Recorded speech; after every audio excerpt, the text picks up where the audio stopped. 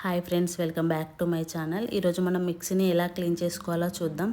దానికోసం ఫస్ట్ ఒక బౌల్లో వాటర్ తీసుకొని అయిపోయిన టూత్పేస్ట్ ఉంటుంది కదా, దాన్ని తీసుకొని ఇలా కట్ చేయండి. దాంట్లో ఉండే పేస్ట్ మొత్తం వాటర్లోకి వచ్చేస్తుంది. మిగిలిపోయిన పేస్ట్ ఉంటుంది కదా, అది చూడండి ఎలా వస్తుందో. అది సరిపోతుంది మనకు. అలాగే ఒక షాంపూ తీసుకోండి, ఏదైనా షాంపూ తీసుకొని అన్నీ మంచిగా కలిపి అందులో ఉండే పేస్ట్ మొత్తం అందులో వచ్చేలాగా కలిపేసి అది తీసి పక్కన పడేయండి. ఆ వాటర్ తోటి ఇప్పుడు ఏం చేయాలంటే, మనం స్పాంజ్ ఉంటుంది కదా, ఆ స్పాంజ్ తీసుకొని దాంతో మొత్తం ఫస్ట్ మిక్సీ మొత్తం క్లీన్ చేయండి. ఇది మొత్తం నురగండి, వాటర్ కాదు.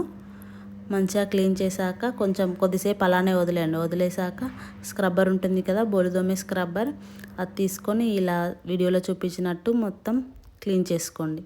క్లీన్ చేసుకోవడం వల్ల మీకు దానిపై ఉండే డస్ట్ మొత్తం పోతుంది. మిక్సీపై ఉండే మరకలు, ఇక్కడ మిక్సీ పట్టే దగ్గర ఉంటుంది కదా, అక్కడ కూడా ఇలా క్లీన్ చేసుకోండి. ఈ లైన్స్లో కూడా స్క్రబ్బర్ సన్నగా అని అందులో పెడితే మంచిగా పోతుంది నల్లది అంతా.